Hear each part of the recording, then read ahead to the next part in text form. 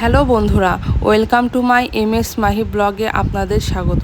আশা করি ভালো আছেন। আমিও আলহামদুলিল্লাহ অনেক ভালো আছি। আপনাদের মাঝে চলে এসেছি আবার একটি নতুন রেসিপি নিয়ে, Kolkata style egg chowmein recipe.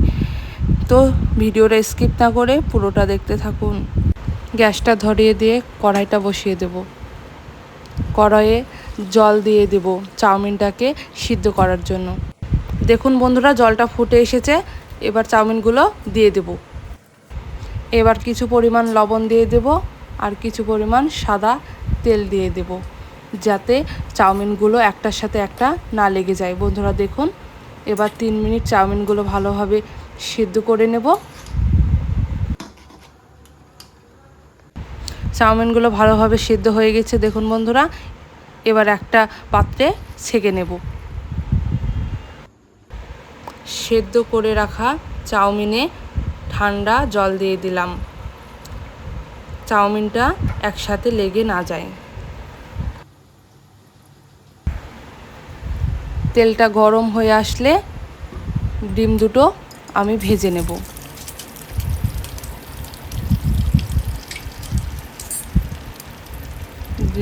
ডিমে হালকা পরিমাণ লবণ দিয়ে দিলাম, একটু ভালো করে ভেজে নেব।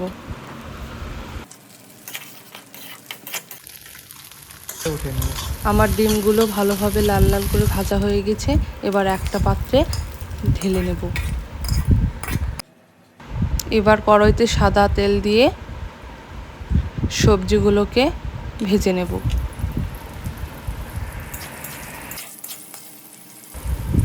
একে একে সব সবজিগুলো দিয়ে দেব।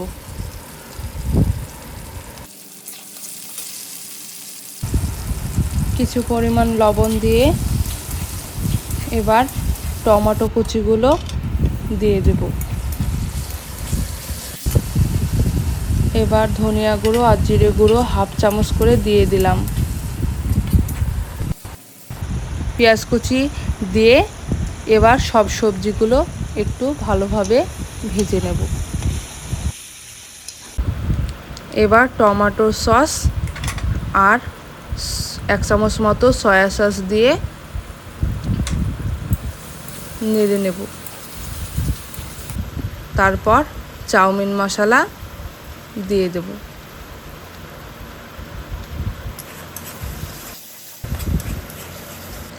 আগে থেকে ভেজে রাখা ডিমগুলো দিয়ে ভালোভাবে মিক্স করে নেব।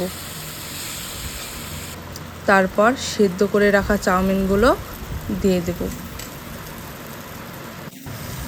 চাউমিনগুলো 1 থেকে 2 মিনিট ভালোভাবে ভেজে নেব। দেখুন বন্ধুরা, আমার এগ চাউমিন রেসিপি কমপ্লিট। কেমন হয়েছে অবশ্যই কমেন্ট করে জানাবেন আর চ্যানেলটাকে সাবস্ক্রাইব করে পাশে থাকবেন। আর কি ধরনের রেসিপি দেখতে চান অবশ্যই কমেন্ট করে জানাবেন। আজকের মতো ভিডিওটা এখানেই শেষ করলাম। দেখা হচ্ছে আবার পরবর্তী ভিডিওতে।